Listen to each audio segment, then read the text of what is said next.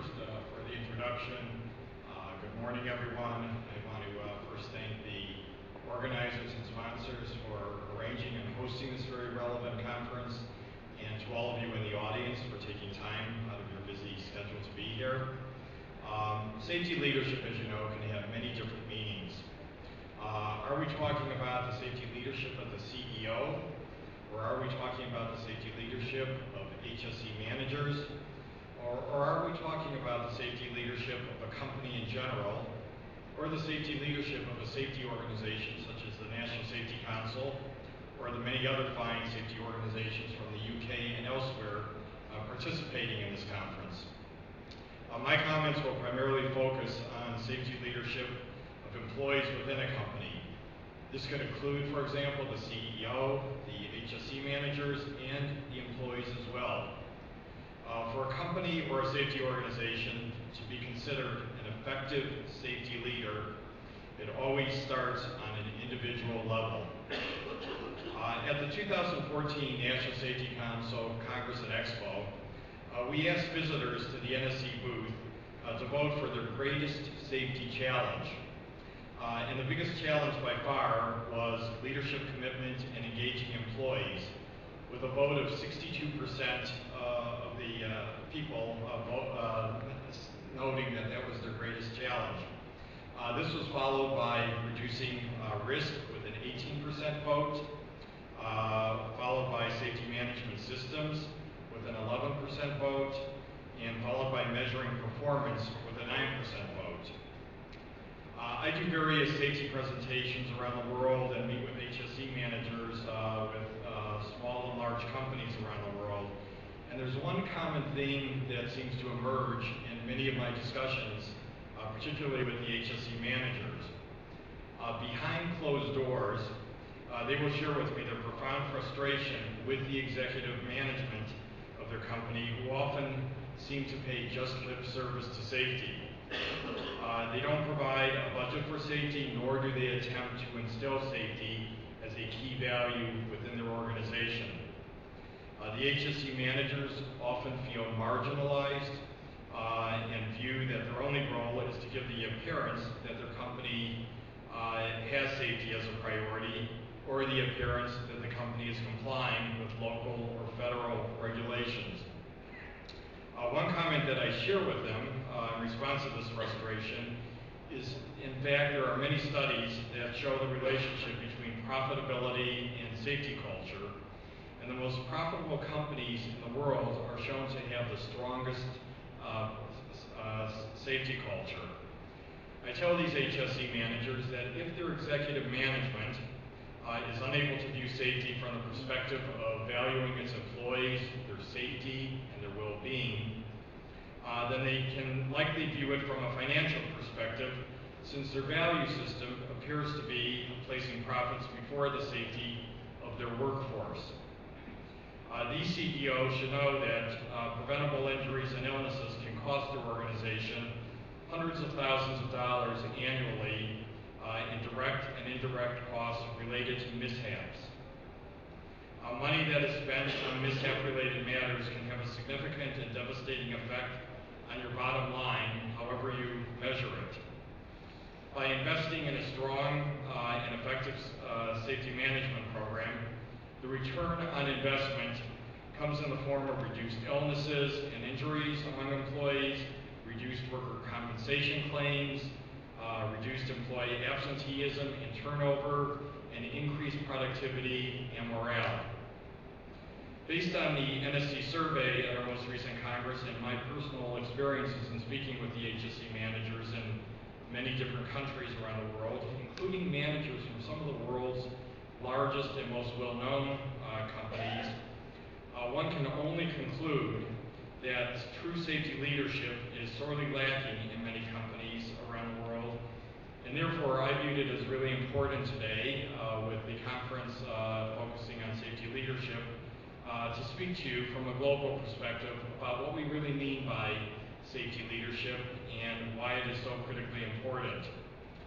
And while my comments apply to all industries and companies of all sizes, clearly the benefits of effective safety leadership become magnified and perhaps take on a greater importance when measured by the potential number of fatalities and injuries and the potential direct and indirect costs when we talk about high hazard industries such as oil and gas, chemicals, mining, and construction, to name a few work environments that pose a risky environment for workers.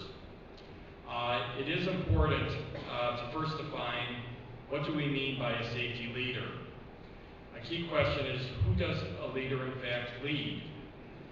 This includes the people working for you, your peers, the people who work for your peers, your boss, your boss's peers, and yourself.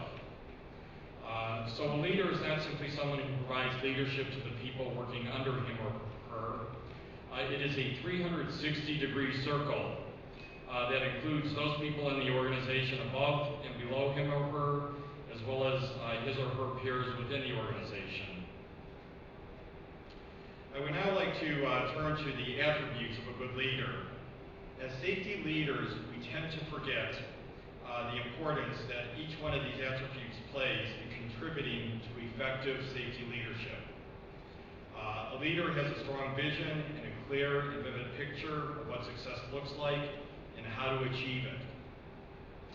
Leaders have a passion for success and inspire others to join in achieving that success. In terms of assertiveness, leaders are able to drive results without running over anyone. They take bold action while being respectful to others.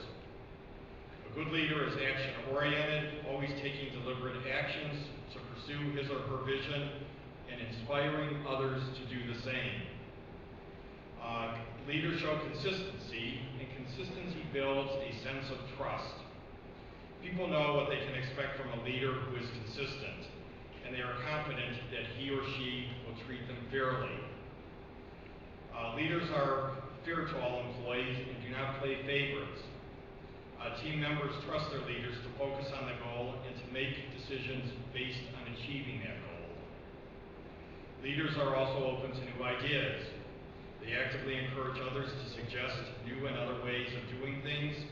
By being approachable and open, they build mutual respect and trust among their team members and keep the team supplied with new ideas to further their vision. A leader makes certain that credit for success is spread as widely as possible, but also accepts responsibility for failures. Spreading the fame and taking the blame is a hallmark of a good leader. Effective leaders also use humor to get through the rough times and energizing their team and fostering a sense of camaraderie. Leaders do not keep their vision to themselves. They share it and act on it. Therefore, a leader must be able to communicate his or her vision to others who will buy into it. The emphasis on good communications is not just confined to the CEO, but to the supervisors and team leaders, and in a general sense to all employees within the organization. Success depends on the ability to clearly explain plans for preventing incidents and creating a safer workplace. When we talk about communication, as safety leaders, we often think about how to most effectively communicate a message, whether it is verbally, in writing, through visual communication such as posters, or nonverbal communication such as actions and body language. But as a leader, we tend to forget that it is equally important to be a good listener. For a leader, listening is often the more important skill. Consider these statistics. Managers and supervisors spend 75% of their time at work communicating, and 45 to 50% of that time is spent listening. And tests show that the average listener retains only 1/3 of what they hear. This means that more than 66% of what is said to people never gets processed or received. Few of us ever have received training in good listening habits, which seems to account for these statistics. Safety leaders have a choice to take either a proactive or reactive approach to safety. A proactive approach emphasizes prevention, doing whatever it takes to make sure incidents never happen in the workplace. A proactive approach is clearly established before an incident has occurred, resulting in many benefits because the company has made investments that result in fewer incidents. A company with a proactive safety leadership may, for example, investigate all incidents. It is concerned with people on and off the job, and preventing injuries drives the safety program. Everyone in the company feels a sense of personal responsibility for his or her own safety as well as the safety of their co-workers. Management may, on the other hand, choose a reactive approach to safety. This assumes that incidents just happen and there's not much that can be done about it. Therefore, a company may place most of its effort on reacting to an incident after it occurs and usually focuses on minimizing costs related to the injury or illness. A company with a reactive approach, for example, may provide training periodically when time permits. Safety is not really embedded as part of its culture. Companies with a reactive approach to safety clearly are lacking in a focus on safety and would be viewed as weak in terms of their safety leadership. When we talk about safety leadership, at the core, we are talking about instilling safety as a value within everyone who works for the company. Safety isn't a policy people just read, then forget about, and put away. Safety isn't just a program, it's a way of life. Safety is something people practice at work and in their personal lives. Under sound safety leadership, every person within the organization is responsible for his or her own safety, and again, is responsible for the safety of all those people around them. Turning to employee involvement, the question to ask as it relates to your company is whether employee involvement is meaningful. That is, do the employees in your company participate in the planning, the problem solving, and the decision-making process relating to their jobs? Or does your company just involve employees when it's convenient for the employer to do so? This slide shows the conditions for employee involvement. Management must be visible and consistently talking with employees about safety. Employees need to be encouraged to give their opinions and suggestions about safety. Leaders need to act on employee suggestions. They need to either implement them, or they need to tell employees to implement them, or they need to explain why they will not be implemented. There needs to be constant communication about safety and how to improve it. And employees must be empowered to make decisions about safety. It is important to recognize that employees' involvement just doesn't happen. Employees have to be taught how to do it. Managers cannot do safety alone. No one knows an employee's job as well as that employee. Employees are generally the first people to see and spot problems on the job.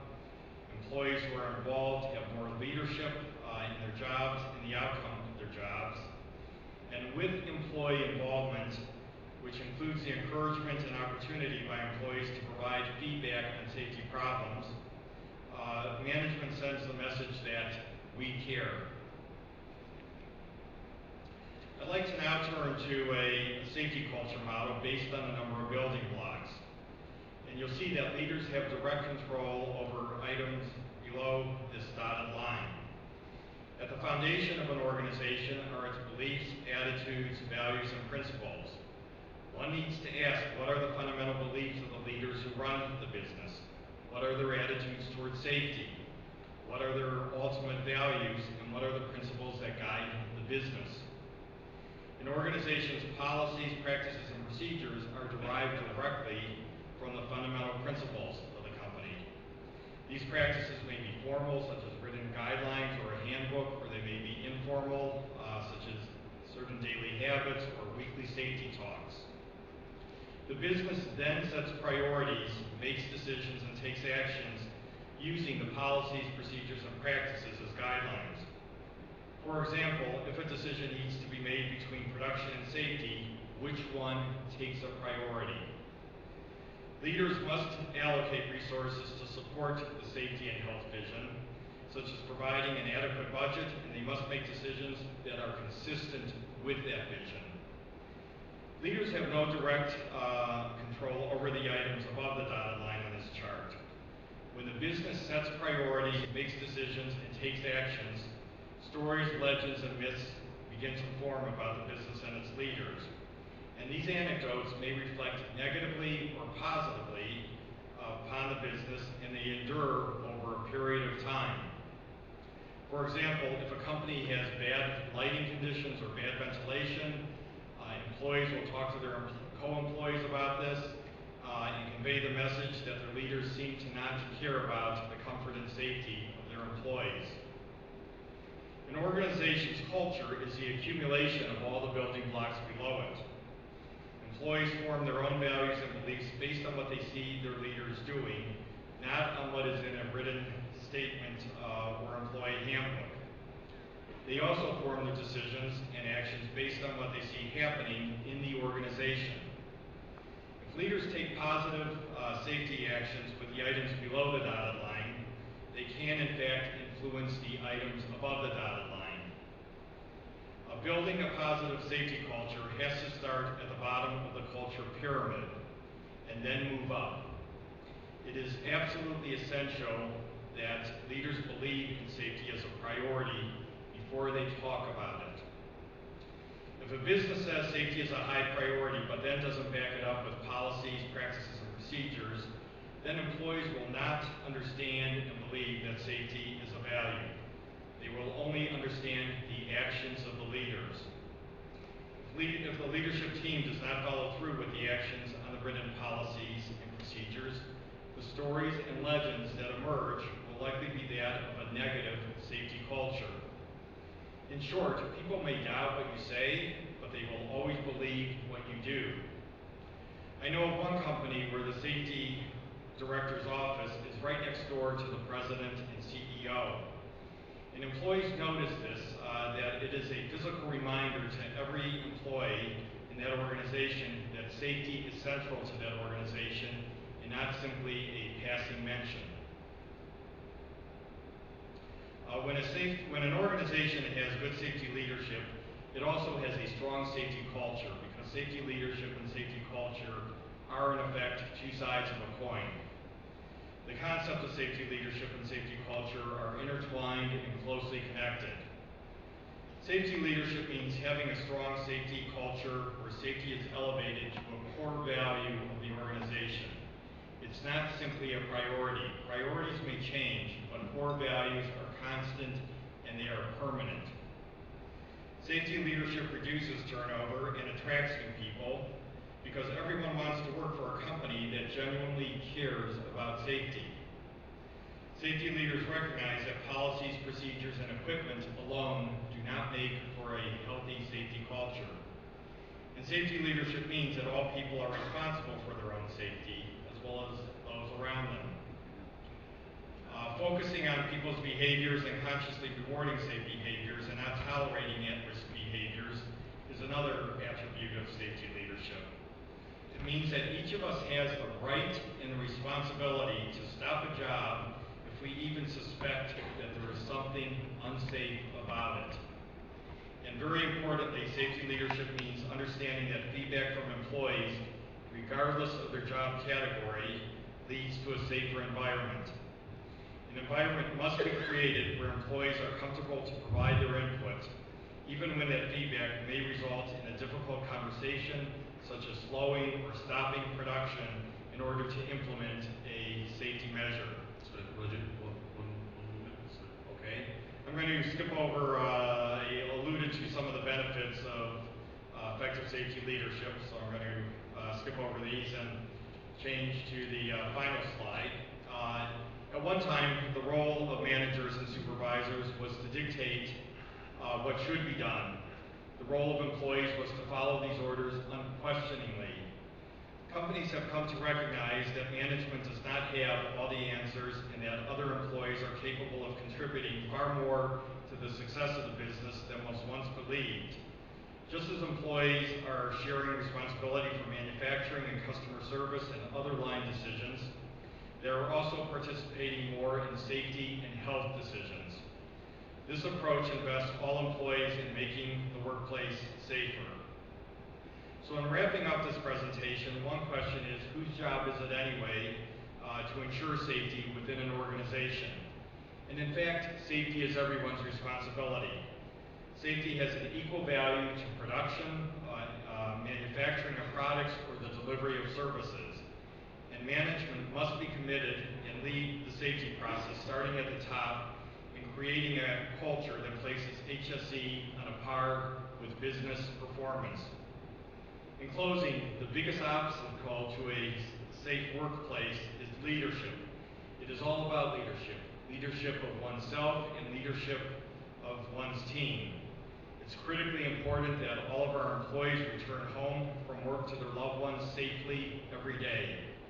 There can be no compromise on safety, and as safety leaders, we have a commitment to our employees that places safety first and ensures that managing risk is a primary focus and an integral part of our processes. In that, I want to thank all of you for your time. It's been an honor to have the opportunity to speak to you about safety leadership and the role that all of us play in trying to achieve a safer environment.